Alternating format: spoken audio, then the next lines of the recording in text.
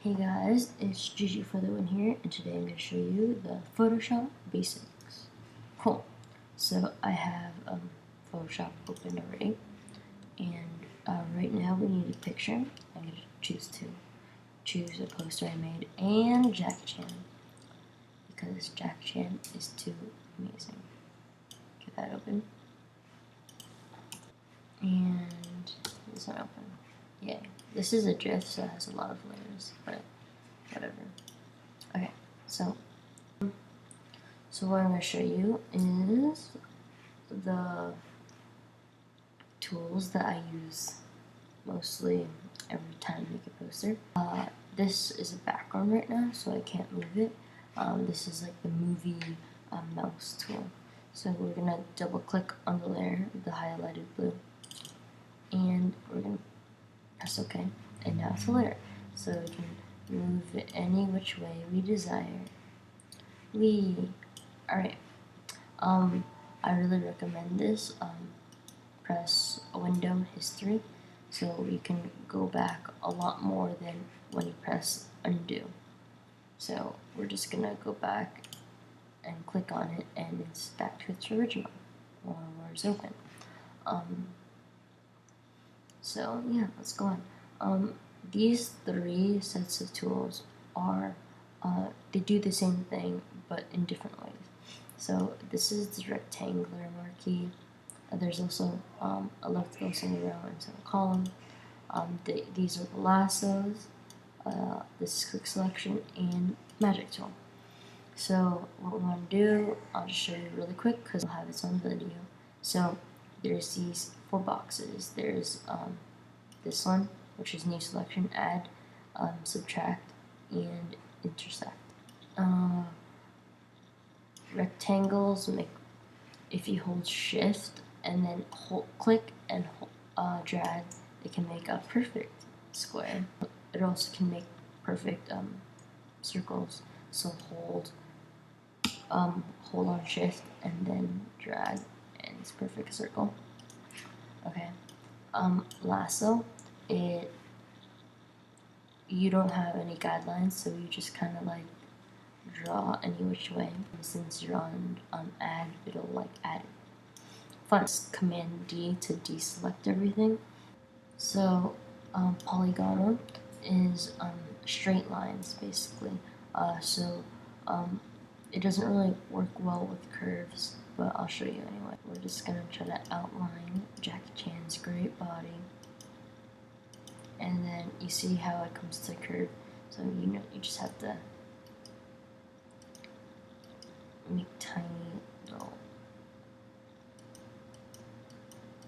yeah. And also, if you mess up, you can always press backspace, backspace, backspace, and it'll like get rid of what you last selected. Like this, and press enter.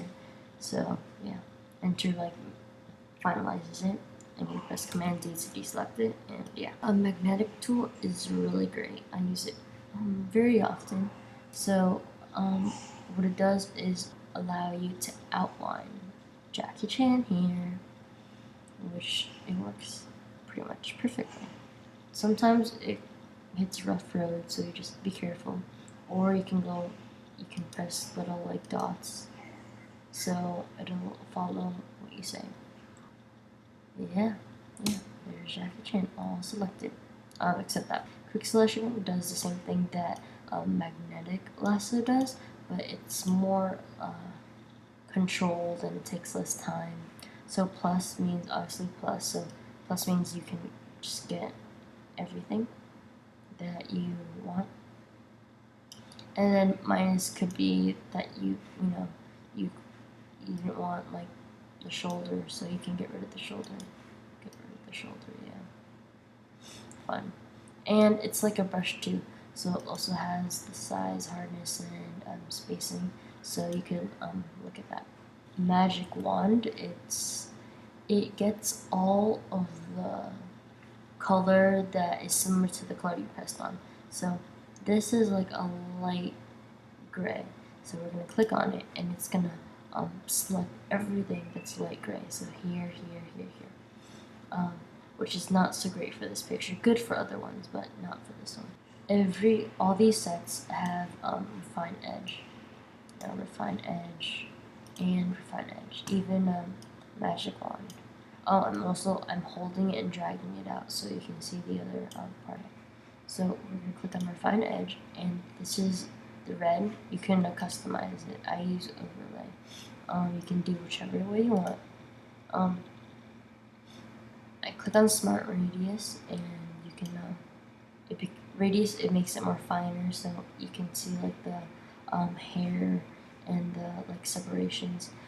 Smooth feather contrast I rarely use. Shift edge maybe, but I keep away from these because you want this to be as clear and realistic as possible. Decontaminate colors, so that just leave it at 50, and then I press new layer with layer mask. It's okay, and it makes its own layer. Crop, it does crops. Yeah. You can press yes or no. You can also press yes by saying enter. So yeah, there you go. Eyedrop tool, it gets the color and makes it background. Yeah. This is the foreground. This is the background. So this is black. This is like dark gray. Brushes. There are many brushes. There's the set you're given, and then you can get your other brushes from like Dafont or Brusheezy, and I have like way too many. So yeah, you can mess with the size and the opacity. This means that we're on this layer, and it's not, you can't see it at the moment. You can change the visibility by clicking on the box. So, and unclicking this box, see, so now we're on this layer, unclick, click, now we're on this layer. Wherever it says blue is on the layer you're on. So we're gonna go on the background layer. And this is what a brush is. So opacity is 100, so it's really strong. Opacity 33, no, not so much. So to make another layer that looks like this, but for it to be a layer instead of a background, then just do Command J, which is probably Control J on Windows. So you have your own layer, and it's not like tied down, it's not locked, so you can like do anything with it. So that's cool. For the brush, if you click this is going to be a layer mask. It's similar to that one. The black shows like means that you're not going to see it. So we're going to click on the arrow. You can switch these all you want. So for a black one, I'm going to say like quote unquote it erases what you don't want it to see. So look, see, now it's becoming transparent. Transparent, it'll have the white and gray squares. So see, so you're pretty much like quote unquote erasing it without even erasing it. Because you're on a layer mask, it doesn't like erase it permanently. So let's say you can right click and delete it, and you'll still have your original picture, which is pretty like useful. This is how you do blending, and I'll show you in another video how to use it properly. Cool. Paint bucket. It does what you think it does. It paints, pretty much the same color. Blur is what it says it does. It blurs. So strength 100, you can make it softer. It does blurs. Sharpen does the opposite effect. It sharpens it. Smudge, it smudges. So let's say, alright, so this is one of my posters. When you use smudge, it uses the foreground color.